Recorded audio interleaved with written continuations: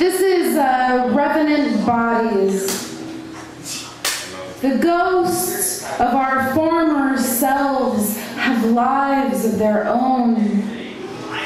They go on living without us after we've moved on.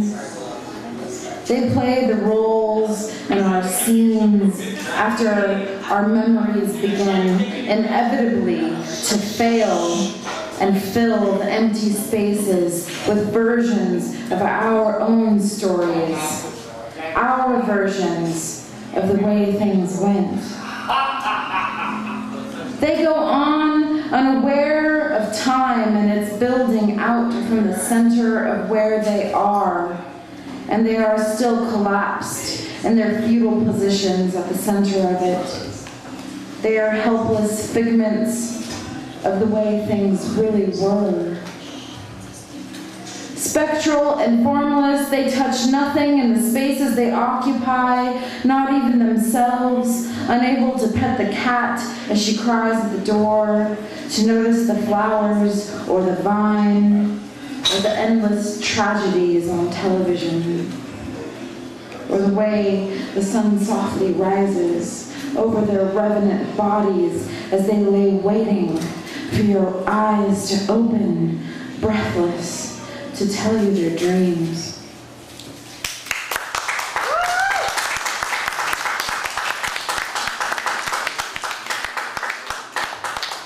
So everybody has the paper in front of their faces. Should I hold the paper down? I'll hold the paper down. We're not looking at your face. You should just be listening. As beautiful as your face is, hold the paper down. I met this man one night from Louisiana, and he was from like backwoods Louisiana, and he was telling me. All of Louisiana. Well, it's a lot of backwoods, but I'm from New Mexico, and there's a lot of backwoods in New Mexico too. And he had bald eagles in his backwoods, and I had golden eagles in my backwoods, and so that's where this poem came from. It was about our eagles. Flash of the Titan. It's called Out of the Desert. Your eagles may not have seen my mountains before. They may have only soared on the grassy hills ripe with life near the shore of the sandy banks, near the forgotten fields of swamp and mud. Your eagles may never leave the bristling branches, the hard wire nest, and even if you are in this room, you are not in this room enough. Your eagles may not be golden like mine. They may not know the silver bark trees or the red silk dust on the skins of my knees in the summer, outside of a room we are trying to be inside, but never inside of. All the ruins are aging, and your eagles know about aging. They are warning you not to come too close. You bring your eagles vistas of land, cities they want to forget. You bring your eagles the red silk sand in the heel of your shoe, in the blue of your eye. You are offering it to them from a distance, from the distance they put between you and the sky. They are letting you watch them. Your eagles don't only teach their young. Your eagles may never meet my golden bird. They won't understand until it's the top of the mesa, the yellow grass and the sand, the red silt and their flat feathers spinning wildly in the wind. This is me then, inside this room with my canyon and my gray rocks. Inside this room, it's never enough. You brought your eagles to this same room, and your eagles left like any eagle would do.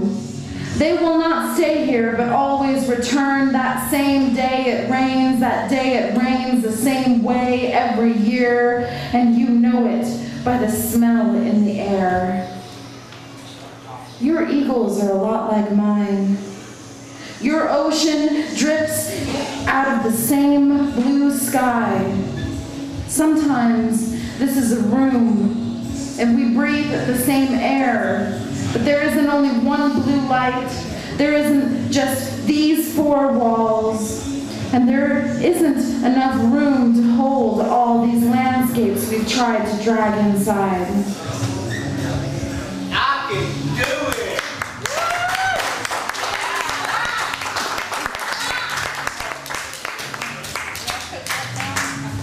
Okay, I got three. I got one about money. I don't like that. I got one about Craigslist. I don't know about the Craigslist. Craigslist. Got one about birds, Oh, birds. We already heard birds. and I got one about stars. Stars. I want to hear about stars. Got one by seven. I don't like to write about sex. Stars and self-immolation. Actually, I do have one about sex. Actually, I do have. You want sex? Who wants sex? We want sex. You want some sex? Y'all have heard it though. You guys want to hear it again? Stars and self-immolation. Well, you're getting pretty specific about that. Sex or stars? Stars. Stars. Stars.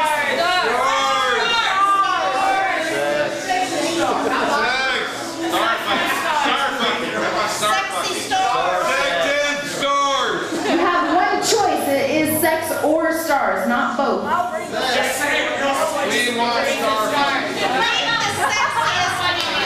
Stars fucking each other. Okay, who wants stars? Okay.